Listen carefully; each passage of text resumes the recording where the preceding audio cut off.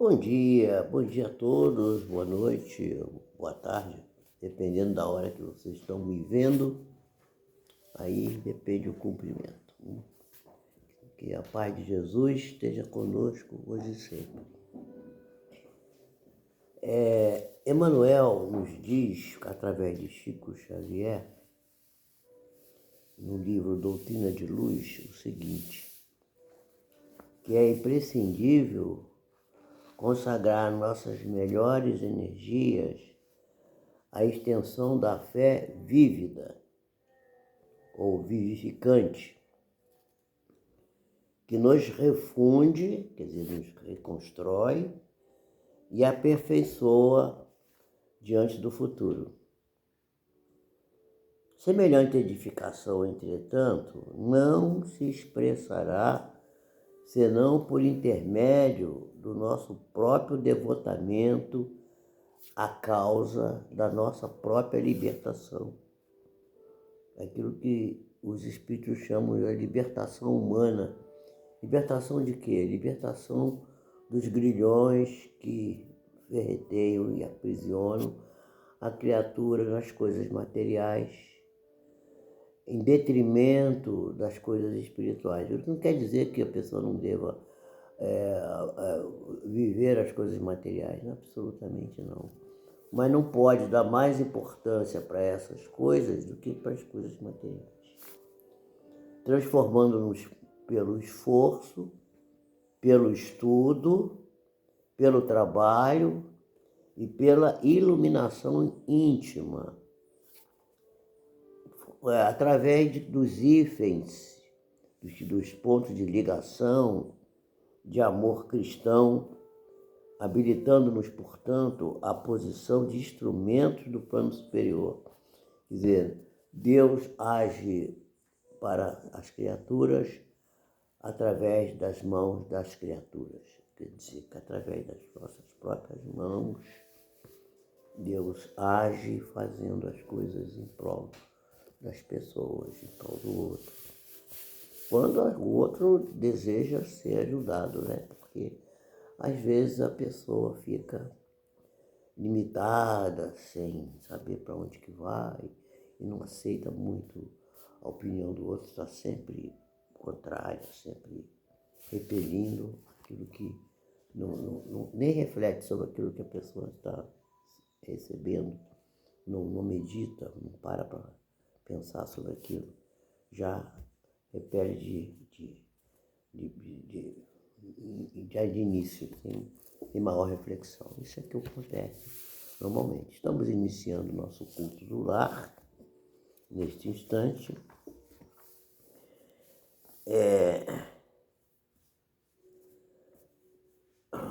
Quando estamos falando da necessidade da encarnação.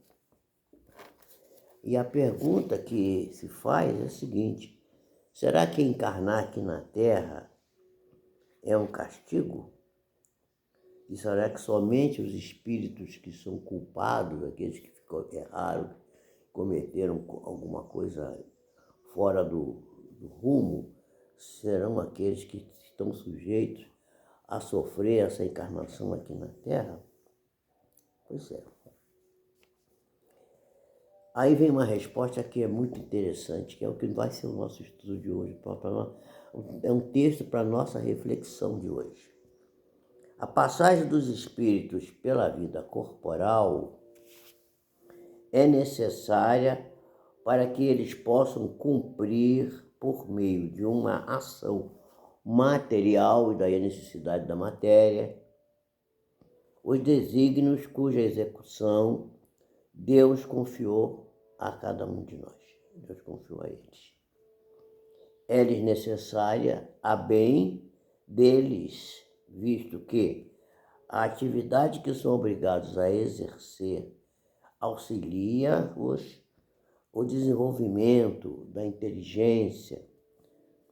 Sendo Deus soberanamente justo e bom, tem de distribuir tudo igualmente para todos os seus filhos. Assim é que estabeleceu para todos, não para alguns, o mesmo ponto de partida, a mesma aptidão, as mesmas obrigações a cumprir e a mesma liberdade de fazer ou não aquilo que lhe é devido, né? O livre-arbítrio.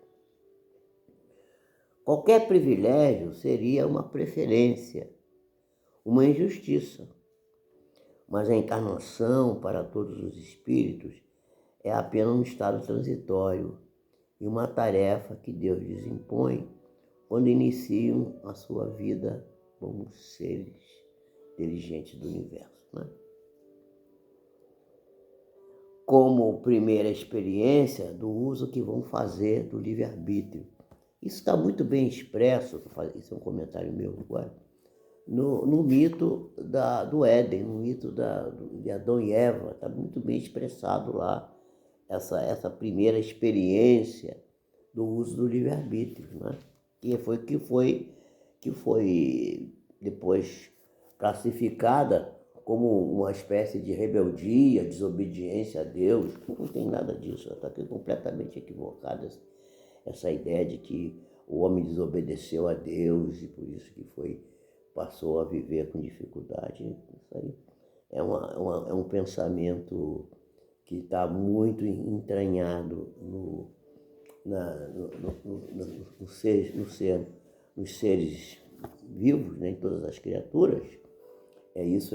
Todas não, mas na grande maioria das pessoas, inclusive trazido pelas religiões ortodoxas, que dizem que a pessoa cometeu um pecado que chamado de pecado de origem, pecado original, pecado de começo, que foi a desobediência de não comer do fruto da árvore da sabedoria, conforme está lá no Gênesis, né? Então, isso não é bem assim. Aqueles que desempenham com zelo a sua tarefa transpõem rapidamente e menos penosamente os primeiros graus da iniciação e mais cedo vão usufruir, vão gozar do fruto do seu trabalho, do seu labor, do seu esforço, da sua dedicação, né? E aqueles que, ao contrário, usam mal a liberdade que Deus oferece a cada um de nós, apenas retardam a sua marcha. E tal seja a obstinação, quer dizer, a teimosia, a persistência, né? Porque eu costumo dizer que persistência é chamada de teimosia. Ele é uma pessoa teimosa. Não é, é uma pessoa persistente. Ele tem uma ideia de uma coisa e persiste naquilo. Então, obstinação, persistência, teimosia, vamos dizer, que demonstram, podem prolongar indefinidamente a necessidade da reencarnação. Aí, nesse ponto, pode-se dizer que a encarnação na Terra pode ser um castigo.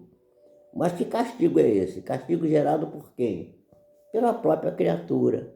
Ela própria que se impôs àquela situação porque não se obstinou em repetir os mesmos erros, as mesmas falhas, e não se esforçou por reparar o seu comportamento, né?